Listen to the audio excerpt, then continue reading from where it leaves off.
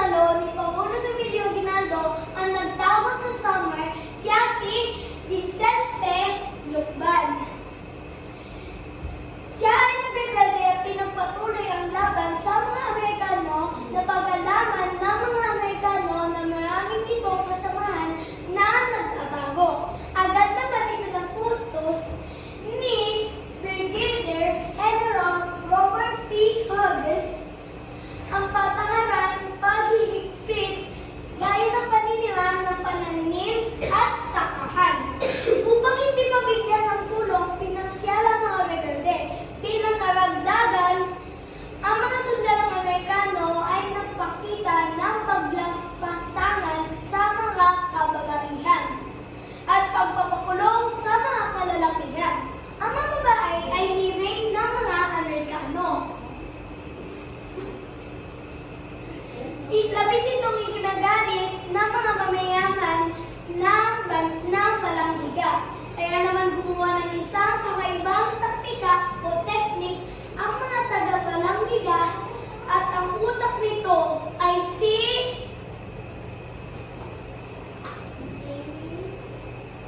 Mariano Abalador. Okay?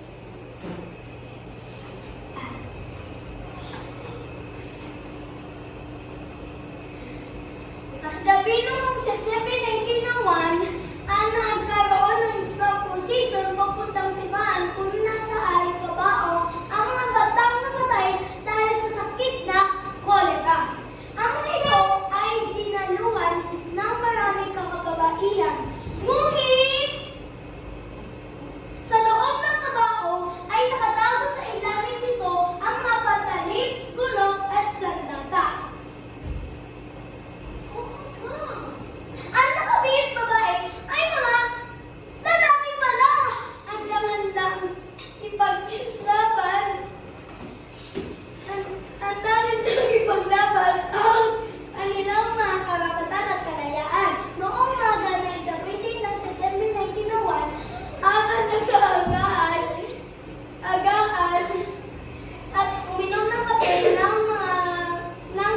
ang mga sundalong Amerikano at nagbabasa ng liham galing sa kanilang pamilya ay biglang ginagaw ni Mariano Abalador ang baril ng sundalong Amerikano na si Private Aldo Gamblin. Pinupupukpok ito sa ulo, pinuputok ang baril.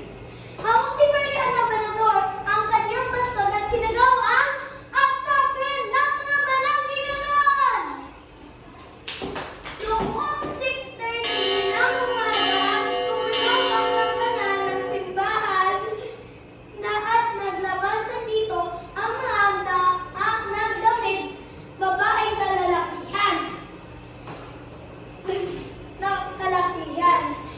Na nilusot nila ang mga sundalong Amerikano na kaparisi ng Prime Infantry Regiment. Namatay at nasugatan ng mga taga-Balanghiga ang 100 sundalong Amerikano dahil sa pagkakaisa.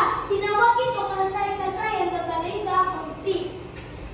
Nang nalaman si General J. Smith ang nangyari sa kanilang grupo sa Samar, ay agad naman nitiyang nito sa si Major Lieutenant Waller at sinabi, "I want no prisoners. I wish you to kill and therefore kill and burn. The more you kill and burn, the better it will please me.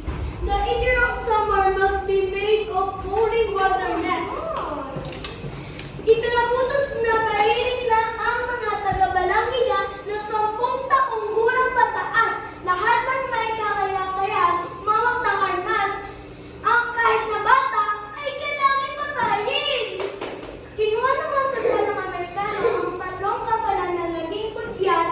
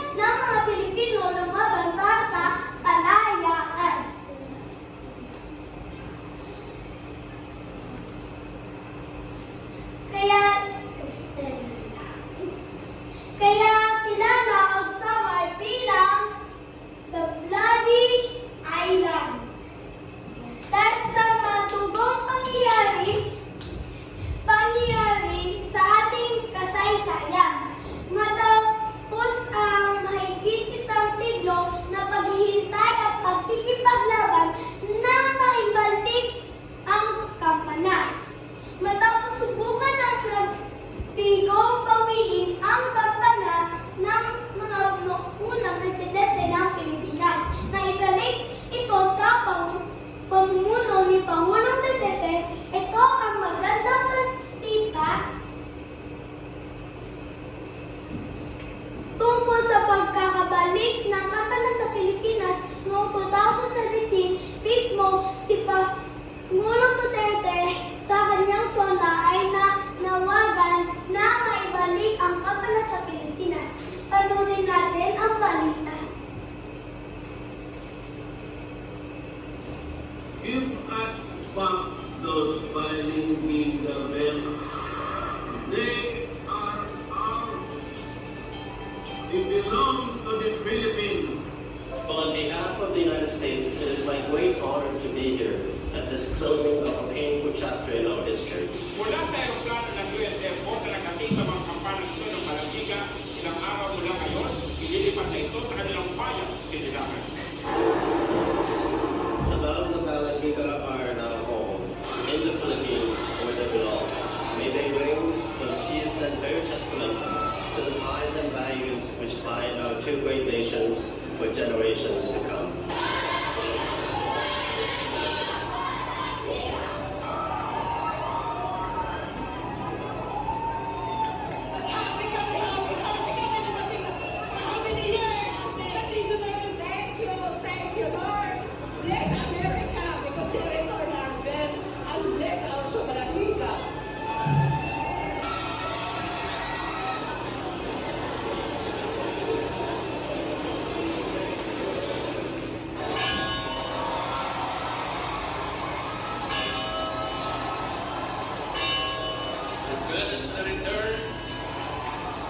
Credit goes to the American people and to the Filipino people.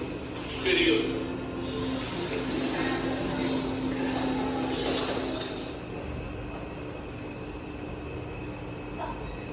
Naibalik ang kampanan ng Balangiga sa Pilipinas, partikular na sa mga taga-Samar noong Disyembre 2018. Salamat!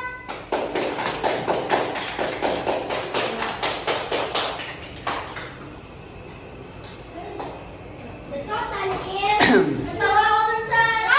Wait pa lang! Okay. May tanong. May inihanda ka bang question para sa mga klase mo? Natawa ko dun sa... Natawa na ng lalaki. Okay, sa upo.